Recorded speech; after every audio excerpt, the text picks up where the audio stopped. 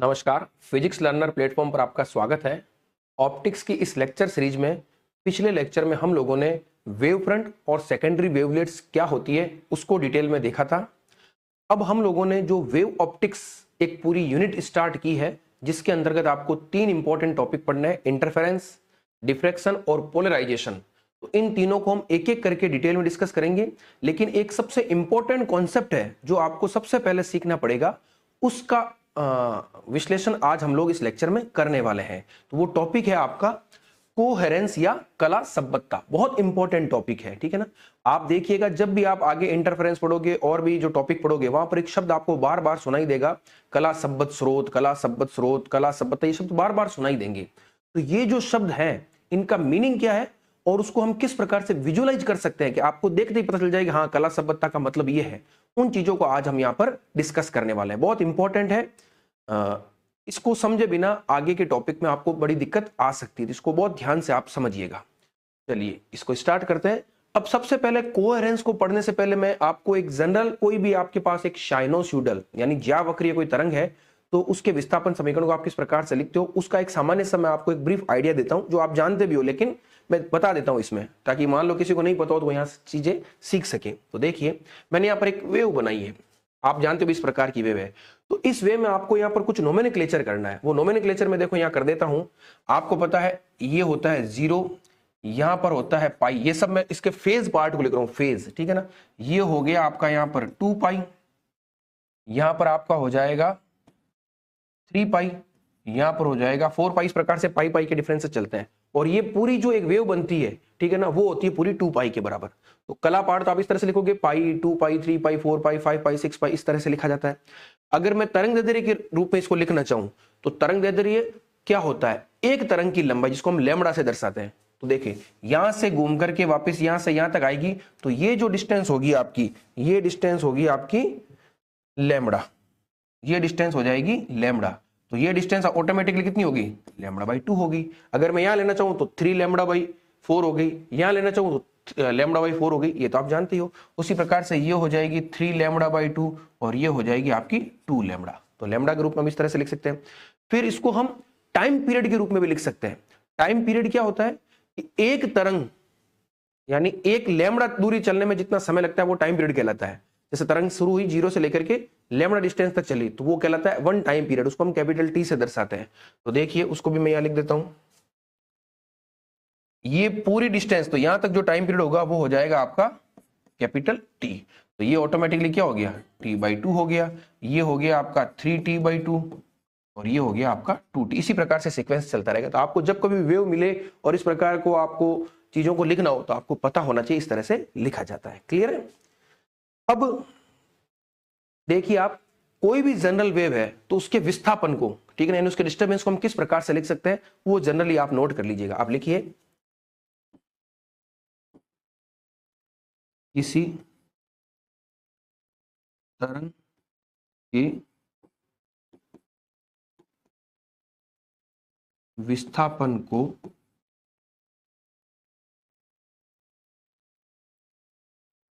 निम्न प्रकार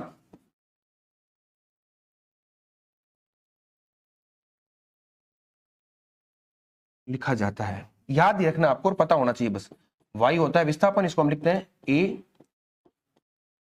exponential of i यानी iota kx minus omega T. इस प्रकार से किसी भी तरह के विस्थापन को हम जनरली लिखते हैं। ये इक्वेशन बार बार काम आएगी। यहाँ पर a आपका क्या है, a है आपका आयाम और ये जो पूरा पार्ट है इस पार्ट को हम कहते हैं कला पार्ट, सॉरी कला वाला भाग या फेज पोर्शन या फेज पार्ट, ठीक है। तो ये ध्यान रखना आपको। अब इसको आप एक्सपोनेंशियल के रूप में भी लिख सकते हो और इसको आप साइन कॉस के रूप में भी लिख सकते हो। मैं यहाँ बता देता हूं, देखो इसी इक्वेशन को सेम आप ऐसे भी लिख सकते हो, a sine kx minus omega T और y is equal to a cos kx minus omega T. इस प्रकार से आप इसको लिख सकते हो। दोनों ही चीजें सेम है, कोई दिक्कत नहीं है। क्लियर है। तो ये आपको बस एक जनरल आइडिया देना था जो मैंने आपको दे दिया। इस तरह से आगे जब कभी वेव को लिखेंगे तो हम इसी प्रकार से लिखते हुए चलेंगे। अब हम आते हैं हमारे कला संबद्धता पर कि कला संबद्धता क्या होती है।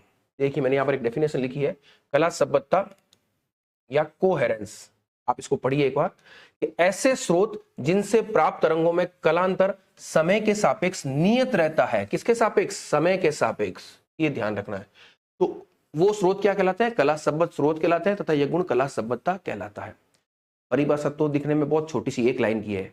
सबसे पहले हमने देखा कि कोई आपके पास स्रोत है और तरंगे कहां से निकलेगी? किसी न किसी स्रोत से निकलेगी। तो वो स्रोत इस प्रकार के हैं कि उनसे जो तरंगे निकल रही है उनमें जो कलांतर है, अभी हमने देखा ना कला पार्ट, जो हमने देखा था फेज वाला पार्ट, वो जो कलांतर है वो समय के सापेक्ष कैसा होना चाहिए? नियत होना चाहिए। समय के सापेक्ष नियत होने का क्या मतलब है कि मान लीजिए कोई एक तरंग ए है, सपोज करो कोई एक तरंग है, एक तरंग 1 है, एक तरंग 2 है, ये भी अपने हिसाब से इधर चल रही है और ये भी अपने हिसाब से इधर चल रही है। तो अब यहां पर दोनों देखो एक ही जगह से शुरू हो गई तो वैसे भी इनमें कलांतर है नहीं, जीरो हो जाएगा। सपोज करो ये तरंग यहां से, दूसरी तरंग मान लो यहां से शुरू हुई तो इनमें कुछ ना कुछ कलांतर होगा। ये यहां से शुरू हो गई और इसके तुलना में ये यहां से शुरू है तो कुछ कलांतर आया कि नहीं आया? वो कलांतर आप वहां से मैच कर सकते हो, क्योंकि मैंने उस डायग्राम में आपके कला वाले भाग को भी लिखा था, 0 पाई 2 पाई, उस तरह से टाइम पीरियड वाले भाग को भी लिखा था और वेवलेंथ वाले भाग को भी लिखा था। तो इन दोनों तरंगों में आप चेक कर सकते हो इतने भाग का क्या है? कलांतर है। तो कलांतर तो है, लेकिन क्या ये कलांतर टाइम बीतने के साथ साथ उतना ही है क्या? सपोज करो आपने ये कोई पोर्शन ले लिया या इस टाइम पीरियड की बात की, तो इस टाइम पीरियड में मान लो इसकी जो भी कला है और उसी समय इस वाले तरंग की भी कला चेक कीजिए, और यहां पर जब आपने इनिशियल में देखा दोनों के बीच में जितना कलांतर था, क्या उतना का उतना कलांतर इस समय भी है? अगर है तो इसका मतलब वो कलांतर क्या है? समय के सापेक्ष नियत है। ठीक है। और भी अगर नहीं आपको अच्छे से पता चल रहा है तो मैं पूरा डायग्राम बनाया हुआ है, उससे तो आपको 100% पता चल ही जाएगा। उस डायग्राम को आप देखिए एक बार, ये आ गया डायग्राम मेरा। अब इसको आप बहुत ध्यान से देखिएगा, 1 मिनट में समझ में आ जाएगी आपको। ये तरंग 1, ये 2 और ये 3। हम सबसे पहले पहली और दूसरी तरंग पर विचार करते हैं। पहली तरंग आपके यहां से स्टार्ट हुई, ऐसे चली, कोई दिक्कत नहीं, और मैंने सब मान लिख दिया 0 पाई 2 पाई 3 पाई 4 पाई। दूसरी तरंग आपसे यहां से चली, ऐसे चली और इस प्रकार से चली। तो अब देखिए आप पहली दूसरी को देखिए, जब पहली तरंग स्टार्ट हो रही है यहां से, तो क्या दूसरी तरंग भी स्टार्ट हो रही है? नहीं हो रही है। अब पहली तरंग चली चली चली चली यहां तक आ गई, यानी पाई तक आ गई, तब दूसरी तरंग स्टार्ट हुई है। अब दूसरी तरंग तो यहां से स्टार्ट हुई है जबकि पहली तरंग पाई चल चुकी है, तो दोनों में कलांतर कितना हो गया? इन दोनों तरंगों की अगर मैं बात करता हूं, फर्स्ट और सेकंड की, तो कलांतर कितना हो गया आपका? इसको अगर मैं पाई से दर्शाऊं तो वो हो गया आपका पाई, पहली दूसरी में। चलो इनिशियल में तो पाई हो गया, यहां से कला संबद्धता आपको समझ में नहीं आएगी। अब आपको क्या चेक करना है? ये तो इनिशियल की बात कर ली किसी टाइम t इक्वल टू 0 इसके लिए, ठीक है ना। अब मान लीजिए जैसे जैसे समय बीतेगा तो ये तरंग भी आगे बढ़ रही है, ये तरंग भी आगे बढ़ रही है। आप कोई भी रैंडम टाइम चूज कर लीजिए। मान लीजिए मैंने ये वाला पोर्शन ले लिया, सपोज करो ये वाला पोर्शन ले लिया यहाँ, तो यहां पर आप चेक कीजिए, तो इसके करस्पॉन्डिंग आप नीचे आइए यहाँ पर, तो ये वाला पार्ट हो गया, ठीक है ना। तो अब जब ये तरंग 2 पाई चल चुकी है, तब ये कितनी चली? ये चली 2 पाई माइनस पाई, यानी पाई चली। तो दोनों में कितना अंतर है? 2 पाई माइनस पाई, तो पाई का अंतर है। तो जब आपने इनिशियल में देखा तब भी पाई का अंतर था, यहां पर देख रहे हो तब भी पाई का अंतर है। और भी कोई भी टाइम स्लॉट ले लीजिए आप, चाहे यहां ले लीजिए, चलो इसको मिड में ले लेता हूं, ये और ये, तो यहां पर ये तरंग कितनी होगी? देखो 2 पाई और 3 पाई के बीच का भाग कितना होता है? 5 पाई बाई 2, और ये 2 पाई और 3 पाई के बीच का भाग कितना होता है? ये होता है आपका 3 pi by, sorry 5 pi by 2, ये भी 5 पाई बाई 2 ही होगा। अब देखिए ये तरंग कितनी चली? ये तो पाई से शुरू हो रही है, तो ये 1 पाई और ये आधा, तो 1 और आधा कितना हो गया? 3 पाई बाई 2। ये तरंग यहां से लेकर के यहां तक कितनी चल चुकी है? ये चल चुकी है 3 पाई बाई 2 चल चुकी है। और ये तरंग कितनी चल चुकी है? ये चल चुकी है 5 पाई बाई 2, ठीक है, ये चल चुकी है 5 पाई बाई 2। दोनों का डिफरेंस कितना है? 5 pi by 2 minus 3 pi by 2, difference आ गया पाई। तो इस समय भी अगर आप बात कर रहे हो तो इस समय भी फाई आपका कितना है? पाई है। तो देखिए चाहे मैं इस समय बात करूं, चाहे इस समय बात करूं, चाहे इस समय बात करूं, कोई सा भी टाइम स्लॉट ले लीजिए, इन दोनों तरंगों में जो भी कलांतर है जितना भी है, वो 0 भी हो सकता है, पाई वाई कुछ भी हो सकता है, लेकिन जितना है वो पूरी रेंज तक किसी भी समय आप इसको देखिए वो हमेशा क्या रहता है? उतना ही रहता है। तो इसका क्या मतलब हो गया कि दोनों तरंगों में जो कलांतर है वो समय के सापेक्ष नियत है, समय के साथ उसमें कोई परिवर्तन नहीं, जितना है उतना ही रहेगा। आप थर्ड वेव भी देख सकते हो इस तरह से कंपेयर करके, इससे कंपेयर कर लीजिए, कैसे ही कर लीजिए, मैंने आपको फर्स्ट सेकंड का बता दिया, आप फर्स्ट थर्ड को कंपेयर कर लीजिए, सेकंड थर्ड को कंपेयर कर लीजिए, आपको अपने आप पता चल जाएगा कि दो तरंगों में जितना कलांतर इनिशियल में है वो पूरी रेंज तक उतना ही रहेगा, उसमें कोई परिवर्तन आने वाला नहीं है। अगर ऐसी स्थिति है तो ऐसे स्रोत क्या कहलाते हैं? कला संबद्ध स्रोत कहलाते हैं, और ये जो प्रॉपर्टी है वो आपकी कहलाती है कला संबद्धता या कोहेरेंस। मेरे हिसाब से आपको ये बहुत अच्छे से समझ में आ गया होगा। अब अगला पॉइंट आपके पास आता है कि कला संबद्ध स्रोत है तो प्रकृति में जो भी सोर्स है वो ऐसे तो कला शब्द होते नहीं है, एक तरह से आइडियल सिचुएशन हो गई। तो अगली चीज हम थोड़ी सी डिस्कस करेंगे कि इन कला शब्द स्रोतों को हम कैसे प्राप्त करते हैं। आपको कला शब्द स्रोतों को प्राप्त करने की विधियों को डिस्कस करना पड़ेगा। वो इसलिए भी जरूरी है क्योंकि जब आप इंटरफेरेंस पढ़ोगे, व्यतिकरण की घटना सबसे पहले जब हम पढ़ेंगे तो वहां पर डिफरेंट डिफरेंट टाइप के आप एक्सपेरिमेंट देखोगे। तो और व्यतिकरण की परिभाषा जब मैं आपके आगे बताऊंगा तो वहां पर एक शब्द आएगा कि व्यतिकरण में जिन तरंगों में अध्यारोपण होता है वो तरंगे कला शब्द स्रोतों से प्राप्त होनी चाहिए। तो कला शब्द स्रोतों से प्राप्त होनी चाहिए, तो इन कला शब्द स्रोतों को प्राप्त करने की विधियां भी तो होनी चाहिए। तो उन विधियों की हम चर्चा करते हैं आगे। आप देखिए, मेरे हिसाब से आपको ये समझ में आ गया होगा। नहीं आए ना तो कोई दिक्कत नहीं है, वीडियो को आराम से रोकिए, इसको एक बार बहुत ध्यान से सुनिए। आप अगर आराम से सुनोगे, मैंने पूरा डायग्राम से बता दिया आपको, तो आपको कोई प्रॉब्लम नहीं होगी। ठीक है, चलिए यहां पर मैंने लिखा है कला शब्द स्रोत प्राप्त करने की विधियां। दो मेथड है आपके पास, एक तो मेथड है तरंगाग्र के विभाजन द्वारा by division of wave front, और दूसरा है आयाम के विभाजन द्वारा बाय डिवीजन ऑफ एम्पलीट्यूड। अब ये है कि आप देखिए, जैसे मान लीजिए कोई भी एक रैंडम सोर्स है, उससे तरंग चली तरंगाग्र के रूप में। अब आप क्या करोगे, ये जो तरंग चली अब ये कला शब्द नहीं है, आप क्या करोगे, इन तरंग को या इस वेव फ्रंट को कला शब्द बनाओगे। तो उसके लिए दो मेथड है। एक तरीका तो क्या है कि जो वेव फ्रंट आपके आगे आ रहा है उस वेव फ्रंट को आप क्या कर दीजिए, जो एक सोर्स से आ रहा है वेव फ्रंट, उसी को दो भागों में बांट दीजिए। तो अगर दो भागों में बढ़ जाएगा तो दो अलग अलग तरंगे चलेगी, ठीक है ना। तो वो दो तरंगे कला शब्द है या नहीं, वो कला शब्द होगी निश्चित रूप से। क्यों? क्योंकि ये दोनों तरंगे आपको किससे मिली है, एक ही तरंगाग्र से मिली है। तो इस प्रकार का जो मेथड है उसको हम कहते हैं by division of wave front. तो मैंने इसके अंतर्गत यही लिखा है, देखो इसके अंतर्गत आप तरंगाग्र को स्लिटों से गुजार कर, अब ये स्लिट वगैरह क्या, सब आगे एक्सपेरिमेंट में पता चलेगा। आपको सिर्फ इतना ध्यान रखना है कि एक तरंगाग्र है उसको आप भागों में बांट रहे हो। उसको भागों में बांटने के तरीके क्या क्या हो सकते हैं, आप किसी स्लिट से गुजार दीजिए, उसका परावर्तन करा दीजिए, उसका अपवर्तन करा दीजिए, बस उसको विभाजित कर दीजिए एक ही तरंग को दो अलग अलग भागों में। तो ऐसी तरंगे अपने आप क्या हो जाएगी, कला शब्द हो जाएगी। और उस स्थिति में ये सोर्स क्या हो जाएंगे, कोहेरेंट सोर्स हो जाएंगे या कला शब्द स्रोत हो जाएंगे। तो इस मेथड पर आधारित जो आपको एक्सपेरिमेंट पढ़ने हैं वो कौन कौन से हैं, एक तो यंग द्विछिद्र प्रयोग यानी यंग्स डबल स्लिट एक्सपेरिमेंट, और दूसरा फ्रेनेल द्विप्रिज्म। हम इसको पूरा डिटेल में डिस्कस करेंगे, ठीक है। ये बस ये पता होना चाहिए। और दूसरा तरीका है आयाम के विभाजन द्वारा। तो आपको पता है कोई भी तरंग जब चल रही है तो उसका आयाम भी तो होता है, मैंने अभी बताया था ना, y = a sin kx - ωt। तो जो a है वो उसका आयाम है। एक मेथड क्या हो सकता है कि आप एक ही तरंग के आयाम को क्या कर दीजिए, विभाजित कर दीजिए, तो उससे दो अलग अलग तरंगे मिल रही है, तो उन तरंगों को भी हम क्या कह देंगे, कला शब्द तरंगे कह देंगे। तो यही लिखा है। इसके अंतर्गत आप तरंगाग्र के आयाम को आंशिक परावर्तन तथा अपवर्तन द्वारा विभाजित कर कला शब्द स्रोत प्राप्त किए जाते हैं। और इसके अंतर्गत कौन से एक्सपेरिमेंट आएंगे, एक आएगा न्यूटन वाला है, न्यूटन रिंग्स, और दूसरा आएगा माइकलसन व्यतिकरण मापी। ये सब डिटेल में आगे आएंगे। ये सारे जो टॉपिक लिखे हैं ना, यही टॉपिक आपको डिटेल में पढ़ने हैं। तो अगर आपसे पूछे कला शब्द स्रोत प्राप्त करने की विधियां कौन कौन सी है, तो आप दो विधियों की चर्चा करोगे। कौन सी? सबसे पहले तरंगाग्र के विभाजन द्वारा, और दूसरी आयाम के विभाजन द्वारा। क्लियर है? चलिए अब हम कला शब्द को थोड़ा और अच्छे से डिटेल में देखते हैं ताकि और कॉन्सेप्चुअल क्लियरिटी हमारी बन जाए। तो अब देखिए आगे आप, ये हमने विभाजन तो समझ लिया कैसे प्राप्त किए जाते हैं। अब ये जो कला शब्दता होती है ना आपकी, कला शब्दता ये दो प्रकार की होती है। कला शब्दता मोटे मोटे तौर पर इसको हम दो प्रकार से समझ सकते हैं। एक होती है आपकी कालिक शब्दता, इसको हम कहते हैं टेम्पोरल कोहेरेंस, और एक दूसरी प्रकार की होती है स्थानिक शब्दता, जिसको हम कहते हैं स्पाशियल कोहेरेंस। ठीक है, ये बस ध्यान रखना। हमारे काम की जो चीज है वो है कालिक शब्दता। इस कालिक शब्दता को हम आगे डिटेल में देखेंगे, ठीक है ना। कला शब्दता तो मैंने आपको बता दिया, अब इस कालिक शब्दता को देखते हैं, कालिक शब्दता क्या होती है। अब ये थोड़ा थ्योरेटिकल पोर्शन आएगा, मैंने यहाँ बहुत कुछ लिखा होगा आगे, उसको आप नोट कर लीजिएगा, मैं उसको आपको समझा दूंगा।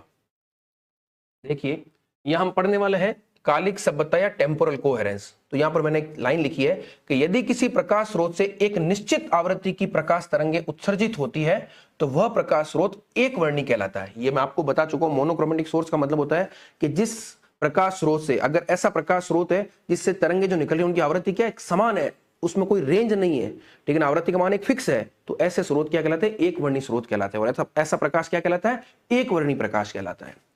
और इस प्रकार से उत्सर्जित जो तरंगे होती है यानी एक वर्णी स्रोत से, उनको हम अनंत लंबाई की ज्यावक्रीय तरंग के रूप में प्रदर्शित करते हैं। कैसे? देखिए, आप इसको आप ऐसे प्रदर्शित करोगे। ये मान लीजिए आपकी कोई लाइन हो गई, तो ये जो तरंग होगी वो इस प्रकार की होगी। ठीक है, इसको आगे भी ले जाइए।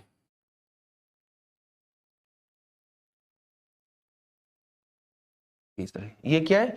एक अनंत लंबाई की, इधर भी आगे जा रही है, इधर भी आगे जा रही है, तो ये अनंत लंबाई की तरंग है। तो कोई भी एक वर्णी प्रकाश स्रोत से अगर तरंग निकल रही है ज्यावक्रीय रूप में, तो उसको हम इस प्रकार से दर्शाते हैं। अब आगे क्या है, कालिक शब्दता क्या, उसको आप ध्यान से समझिएगा। ठीक है, तो ये तो हमने इस प्रकार से तरंग को दर्शा दिया। अब सबसे पहले हम ये सीखेंगे कि किसी भी स्रोत से तरंगे उत्सर्जित होती कैसे है, उसकी क्या मैकेनिज्म है, उसको आप समझिए। वो बहुत इंपॉर्टेंट है। आगे मैं वही मैकेनिज्म यहां दर्शाने वाला हूं, अब उसको आप ध्यान से देखिएगा। आपको पता है कि कोई भी स्रोत है वो परमाणुओं से मिलकर के बना है, और परमाणुओं में क्या होता है? इलेक्ट्रॉनिक एनर्जी लेवल्स होते हैं। ठीक है ना, आपका ग्राउंड स्टेट लेवल हो गया, आपका फर्स्ट एक्साइटेड हो गया, सेकंड एक्साइटेड हो गया, इस प्रकार के एनर्जी लेवल्स होते हैं। और इन एनर्जी लेवल्स के बीच में इलेक्ट्रॉन का क्या होता रहता है? ट्रांजिशन होता रहता है। अब आपको पता है, इधर आप एक बार थोड़ा देखिए, मैं इसको यहां बता देता हूं। जैसे मान लीजिए आपके पास दो एनर्जी लेवल है, ठीक है, तो इलेक्ट्रॉन अगर मान लीजिए यहां से यहां जाएगा, तो अपने आप तो जाएगा नहीं, नीचे से ऊपर जाएगा, तो आपको क्या करना पड़ेगा? इसको कुछ ना कुछ ऊर्जा देनी पड़ेगी। वो ऊर्जा हम फोटोनों के रूप में देते हैं। ठीक है ना, फोटोन भी क्या है? प्रकाश भी क्या है? लाइट आपकी क्या है? फोटोन ही है, क्योंकि मैंने प्रकाश की प्रकृति में बताया था कि light is made up of photons. ठीक है, तो आप ऊर्जा दोगे तो इलेक्ट्रॉन यहां से यहां चला जाएगा। एक स्थिति ऐसी भी हो सकती है कि इलेक्ट्रॉन जब ऊपर से नीचे आए, तब भी वो क्या करेगा? फोटोन उत्सर्जित करेगा, यानी प्रकाश उत्सर्जित कर रहा है। तो अब आप मैकेनिज्म थोड़ा समझ गए होंगे कि किसी भी स्रोत से अगर आपको प्रकाश तरंगे मिल रही है, तो उसका मेन कारण क्या है? उसका मेन कारण है कि वह स्रोत जिन परमाणुओं से मिलकर के बना है, उन परमाणुओं में इलेक्ट्रॉन का उत्तेजित ऊर्जा स्तर से, यानी ऊपर से उत्तेजित ऊर्जा स्तर से मूल ऊर्जा स्तर में जब संक्रमण होता है, तो फोटोन निकलता है, या उसको हम क्या कहते हैं? प्रकाश निकलता है। तो ये जो तरंगे आपको दिखाई दे रही है, ये इसी प्रकार से निकलती है जब इलेक्ट्रॉन का क्या होता है? ट्रांजिशन होता है from excited state to lower state या ग्राउंड स्टेट। और ये जो ट्रांजिशन होता है, इसमें टाइम बहुत कम लगता है। ये मैकेनिज्म जो होती है एकदम रैंडम होती है, एट इंस्टेंट हो जाती है। तो यहां से यहां देखो, वापस देखिए आप, इलेक्ट्रॉन को यहां से यहां आने में जितना टाइम लगता है, वो टाइम होता है 10⁻⁻8 सेकेंड। अब आप सोचिए कितना छोटा टाइम है, एकदम रैंडम। ठीक है ना, एकदम रैंडम। तो इतने सेकंड में क्या होगी? तरंगे निकलती रहेगी। तो आपको ये मैकेनिज्म समझ में आ गई। अब आगे मैंने वही लिखा है, आप देखिएगा, बस इसको बहुत ध्यान से पैराग्राफ को पढ़िएगा। देखो कि वास्तविक प्रकाश स्रोत से प्रकाश उत्सर्जन का कारण इसके करोड़ों परमाणुओं में इलेक्ट्रॉनों का उत्तेजित अवस्था से मूल अवस्था में संक्रमण होता है। मैंने बता दिया आपको, ऊपर से नीचे आ रहा है, और इस संक्रमण में delta T is equal to 10⁻⁸ second का समय लगता है। यह भी मैंने आपको बता दिया, बहुत क्षणिक प्रक्रिया है। अर्थात इस संक्रमण द्वारा प्रत्येक परमाणु से लगभग इतने समय तक प्रकाश तरंग संचरित होती है। बहुत इंपॉर्टेंट लाइन है। क्या बताया मैंने कि जैसे देखिए ये आपके इधर है, यहां से जैसे ये नीचे आएगा, तो यहां से ये आपके प्रकाश निकल गया, और कितने समय के लिए निकला? 10⁻⁸ सेकंड में। तो केवल जो तरंग निकल रही है, जैसे मान लो एक परमाणु के कारण तरंग निकली, क्योंकि जो ओवरऑल तरंग बनेगी वो तो क्या होगी? ये जो करोड़ों परमाणु है, उन करोड़ों परमाणु से जो तरंग निकल रही है, उन सबका एक सम्मिलित रूप होगी। लेकिन एक इंडिविजुअल की बात करता हूं, तो इंडिविजुअल केवल एक ट्रांजिशन से जो प्रकाश निकल रहा है आपका, वो केवल 10⁻⁸ सेकंड तक की तरंग संचरित करेगी। उसके बाद तो क्या होगा? वो यहां आ जाएगा, तो फिर तरंग तो निकलेगी नहीं। तरंग तो तभी निकलेगी जब यहां से यहां आने का टाइम लग रहा है। तो ये लाइन बहुत इंपॉर्टेंट है कि प्रत्येक परमाणु से तरंग कितने समय तक संचरित होती है? 10⁻⁸ सेकंड तक ही संचरित होती है। क्लियर है? फिर आपने क्या लिखा आगे? इसी तरह अन्य संक्रमण से भी इसी प्रकार की अल्प अवधि की प्रकाश तरंगे संचरित होती है। ये तो मैंने एक परमाणु की बात की, ऐसे करोड़ों परमाणु है, तो इस प्रकार से 10⁻⁸ सेकंड तक तरंगे संचरित होती रहेगी। परंतु विभिन्न परमाणुओं से प्राप्त प्रकाश तरंगों में कोई कला संबद्धता नहीं होती है। बहुत इंपॉर्टेंट। जैसे मान लीजिए एक से निकली तरंग ऐसे, दूसरे से निकली फिर ऐसे, तो अब आपको पता है ये पूरी प्रक्रिया क्या है? बहुत यादृच्छिक है, रैंडम है। तो इनमें कोई ऐसा फिक्स नहीं है कि उनमें अगर मान लो पहली निकल गई, फिर दूसरी निकली, फिर तीसरी निकली, फिर चौथी, इस प्रकार से करोड़ निकलती है। तो उनमें अगर आप कलांतर चेक करना चाहोगे तो फिक्स कभी नहीं मिलेगा आपको, चेंज होता ही रहेगा टाइम के साथ साथ। ये ध्यान रखना, चेंज होता रहेगा। इसलिए क्या हो गया? वो कला संबद्ध नहीं है एक तरह से। तो यही मैंने लिखा है, क्योंकि परमाणु से उत्सर्जन की प्रक्रिया यादृच्छिक होती है। अतः वास्तविक प्रकाश स्रोत से उत्सर्जित प्रकाश तरंगों को निम्न प्रकार से प्रदर्शित किया जा सकता है। अब उस प्रदर्शन को आप एक बार देखिएगा, मैं आपको बताता हूं वो प्रदर्शन कैसा है। मैं यहाँ एक डायग्राम बनाया हुआ है, उसको आप एक बार देखिए। तो देखिए मैंने एक डायग्राम बनाया है, मैंने क्या लिखा है कि वास्तविक प्रकाश स्रोत जो भी है जिसमें आपको इस प्रकार से ट्रांजिशन हो रहा है, तो उससे उत्सर्जित जो तरंगे होती है उन तरंगों को हम इस प्रकार से दर्शाते हैं। तो देखिए मैंने एक ये ब्लॉक बनाया है, इसमें एक तरंग बनाई और यहाँ पर लिखा है डेल्टा T1 = 10⁻⁸ सेकंड। फिर ये दूसरा ब्लॉक, इसमें लिखा है डेल्टा T2 10⁻⁸ सेकंड। तीसरा ब्लॉक, उसमें भी मैंने यही लिखा है। अभी अलग अलग ब्लॉक क्यों बनाए? मैंने क्या कहा कि ये जो तरंगे निकल रही है वो तरंगे क्या है, करोड़ों परमाणुओं में जब संक्रमण होता है तो उस वजह से निकलती है। और मैंने क्या कहा, ये पूरी प्रक्रिया क्या यादृच्छिक है, तो जरूर नहीं उनमें कलांतर एकदम समान हो समय के साथ, लेकिन कुछ तरंगों में हो सकता है। तो मान लीजिए इस ब्लॉक में इतने समय तक, क्योंकि आपको पता है ये उत्सर्जन की प्रक्रिया कितने समय तक रहती है, 10⁻⁸ सेकंड तक रहती है। तो पर्टिकुलर एक ब्लॉक में क्या हो जाएगा कि 10⁻⁸ सेकंड तक जो भी तरंग है उनमें तो क्या रहेगा, कलांतर समान रहेगा। आप तरंगों को देखोगे समय के साथ तो कलांतर सेम है। फिर किसी और दूसरे ब्लॉक में टाइम तो उतना उतना रहेगा, क्योंकि उत्सर्जन की जो टाइम है वो तो आपका 10⁻⁸ सेकंड का है। तो इतने समय में इन तरंगों में कलांतर हो जाएगा, फिर उतने ही समय में इन तरंगों में कलांतर हो जाएगा। तो कहने का क्या मतलब, आप इसको ध्यान से समझिएगा। कहने का मतलब है कि वास्तविक प्रकाश स्रोत से जब प्रकाश तरंगे उत्सर्जित हो रही है तो आपको केवल 10⁻⁸ सेकंड तक का जो समय है, उसी समय तक आपको तरंगों में कलांतर समय के सापेक्ष नियत मिल रहा है, यानी केवल उसी समय तक ही आपको कला संबद्धता दिखाई दे रही है। तो इस प्रकार की जो कला संबद्धता होती है, जो टाइम पर हम बेस्ड बता रहे हैं, यानी 10⁻⁸ सेकंड, तो इस प्रकार की कला संबद्धता को हम क्या कहते हैं, कालिक संबद्धता कहते हैं, टेम्पोरल कोहेरेंस कहते हैं। तो पता चल गया आपको, बहुत आसान है। वापस सुन लीजिए एक बार कि जब वास्तविक प्रकाश स्रोत से प्रकाश उत्सर्जन हो रहा है तो वो एक रैंडम प्रोसेस है। रैंडम प्रोसेस होने के कारण थ्रू आउट द रेंज पूरे समय के लिए कला संबद्धता नहीं रह पाती है। कला संबद्धता केवल 10⁻⁸ सेकंड तक ही रह पाती है। और इस प्रकार की कला संबद्धता जो समय पर निर्भर है उसी को हम क्या कहते हैं, कालिक संबद्धता कहते हैं। आगे मैंने यही लिखा है, देखो आप क्या लिखा है। उपरोक्त चित्र से जो मैं डायग्राम बनाया था, स्पष्ट है कि तरंग स्पंदों में किसी औसत समय डेल्टा T = 10⁻⁸ सेकंड तक ही ज्यावक्रीय रूप रहता है और इसके पश्चात अचानक यादृच्छिक रूप से कला परिवर्तन हो जाता है। आपने देखा ना, एकदम एब्रप्टली, रैंडमली। इस कला परिवर्तन का पूर्वानुमान भी नहीं कर सकते क्योंकि इतनी रैंडम प्रोसेस है। अतः विभिन्न परमाणु से उत्सर्जित तरंग स्पंदों में केवल 10⁻⁸ सेकंड के अंदर ही कला संबद्धता संभव हो सकती है। इस कारण समय डेल्टा T को संबद्धता काल, कोहेरेंस टाइम, बहुत इंपॉर्टेंट टर्म है, तथा इस प्रकार की कला संबद्धता को हम कालिक संबद्धता या टेम्पोरल कोहेरेंस कहते हैं। मेरे हिसाब से पता चल गया आपको, 10⁻⁸ सेकंड का जो समय है जब तक कला संबद्धता है, तो इस प्रकार की कला संबद्धता को हमने क्या कह दिया, टेम्पोरल कोहेरेंस कह दिया। और कितने समय तक है, जितने समय तक कला संबद्धता है वो समय आपका क्या कहलाएगा, संबद्धता काल कहलाएगा। और ये जो कालिक संबद्धता होती है इसको हम एक इंपॉर्टेंट फिजिकल पैरामीटर के द्वारा मेजरमेंट करते हैं। उस पैरामीटर को हम कहते हैं संबद्धता लंबाई, कोहेरेंस लेंथ। क्या कहते हैं, कोहेरेंस लेंथ। तो वो भी मैंने आगे लिखा है, देखिए आप। कालिक संबद्धता का मापन संबद्धता लंबाई या कोहेरेंस लेंथ के रूप में किया जाता है। अब ये कोहेरेंस लेंथ क्या होती है, तो आपको पता है लेंथ होती है दूरी, और दूरी क्या होती है, वेग इंटू समय। वेग प्रकाश c के वेग से, यानी प्रकाश के वेग से चल रही है, और कितने समय तक कला संबद्धता है, डेल्टा T टाइम तक। और डेल्टा T टाइम को हमने क्या कहा है, संबद्धता काल का है। तो संबद्धता काल में प्रकाश तरंग द्वारा तय की गई जो दूरी होती है वो दूरी क्या कहलाती है, संबद्धता लंबाई कहलाती है। तो मैंने यही लिखा है, प्रकाश तरंग द्वारा संबद्धता काल में तय की गई दूरी संबद्धता लंबाई कहलाती है। इसको हम कैपिटल L से दर्शाते हैं, तो L हो जाएगा आपका C इंटू डेल्टा T। ये इंपॉर्टेंट फॉर्मूला है जो आपको ध्यान रखना है। ठीक है, तो ये मैंने चीज जो थी वो आपको बता दी।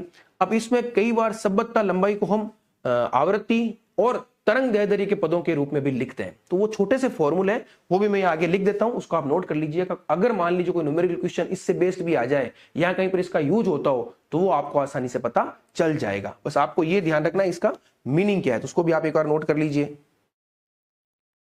अब हम संबद्धता लंबाई को देखते हैं आगे और डिटेल में। यहां पर मैंने लिखा है संबद्धता लंबाई आवृत्ति के पदों में। बहुत सिंपल से फॉर्मूले आप नोट कर लीजिएगा। देखो अभी आपने संबद्धता लंबाई को किस प्रकार से लिखा है, L को लिखा है आपने C डेल्टा T। एक फॉर्मूला होता है कि जो आपका डेल्टा T होता है वो आवृत्ति परास के व्युत्क्रमानुपाती होता है। ये जो डेल्टा न्यू आपने लिखा है ना, ये डेल्टा न्यू क्या है, ये है आपका आवृत्ति परास या फ्रीक्वेंसी रेंज। ये है आपका आवृत्ति परास। ठीक है ना। आवर्ती परास का मतलब क्या हो गया कि किसी भी स्रोत से जब तरंग निकल रही है, तो मैंने क्या कहा, आइडियली तो क्या होता है कि किसी स्रोत से एक ही आवृत्ति की तरंगें निकलती है, तो उसमें कोई रेंज नहीं होती, फिक्स हो गया कि इतने हर्ट्ज की तरंगें निकल गई। लेकिन जनरली ऐसा होता नहीं है, एक रेंज में तरंगें निकलती है, ठीक है ना। तो इस वजह से किसी भी स्रोत से तरंगें उत्सर्जित हो रही है, तो उसमें क्या होता है, आवर्ती परास पाया जाता है। तो ये ध्यान रखना आपको। तो यहां से देखिए आप क्या फॉर्मूला हो जाएगा एल का हो जाएगा C/डेल्टा न्यू। ये फॉर्मूला आपको ध्यान रखना है। अब मैं आपको एक चीज और बताता हूं। सपोज कीजिए डेल्टा न्यू आपकी क्या हो, 0 हो। डेल्टा न्यू 0 होने का क्या मतलब है कि किसी भी प्रकार का आवर्ती परास नहीं है। किसी भी प्रकार का आवर्ती परास नहीं, इसका मतलब क्या है, उसकी फिक्स आवृत्ति है।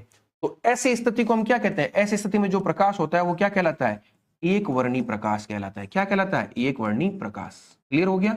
और एक वर्णी प्रकाश की स्थिति के लिए मुझे बताओ सबत्ता लंबाई कितनी आएगी, C/0। तो ये आएगी इन्फिनिटी। और आप इसको समझ भी सकते हो, मैंने सबसे पहले एक लाइन लिखी थी कला सभ्यता के बाद, जब हम कालिक सभ्यता पढ़ रहे थे, मैंने लिखा था कि एक वर्णी प्रकाश स्रोत, मैंने क्या कहा था, अगर किसी प्रकाश से किसी स्रोत से अगर समान आवृत्ति का, एक निश्चित आवृत्ति का प्रकाश उत्सर्जित हो रहा है, तो वो कहलाता है एक वर्णी। और उसको हमने अनंत लंबाई की ज्यावक्रीय तरंग के रूप में दर्शाया था। तो देख लीजिए, ये अनंत लंबाई की, एल क्या हो गया, एल होगी सभ्यता लंबाई। तो अगर एक वर्णी प्रकाश स्रोत है, तो उसके लिए बिल्कुल थ्रू आउट द रेंज क्या रहती है, कला सभ्यता बरकरार रहती है। तो ये आपके निकल करके भी आगे पता रखना है आपको, बिल्कुल कॉन्सेप्ट के आधार पर, ठीक है।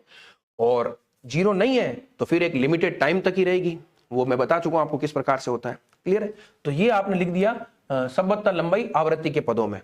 एक फॉर्मूला भी आप थोड़ा ध्यान रखिएगा, एक परिशुद्धता होता है, परिशुद्धता क्यू, बस अब क्या है उसको आप छोड़िए, उसका एक मान होता है कि लैम्बडा अपॉन डेल्टा लैम्बडा। बस ये आपको फॉर्मूला याद रखना है, न्यूमेरिकल में काम आ सकता है, Q equal to lambda upon delta lambda, आगे काम आएगा। तो ये हमने सभ्यता लंबाई को लिख दिया आवृत्ति के पदों में। अब इसी सभ्यता लंबाई को हम तरंग दैर्ध्य के पदों में भी लिख देते हैं। तो अगला मैं क्या लिखना चाह रहा हूं, सभ्यता लंबाई तरंग दैर्ध्य के पदों में।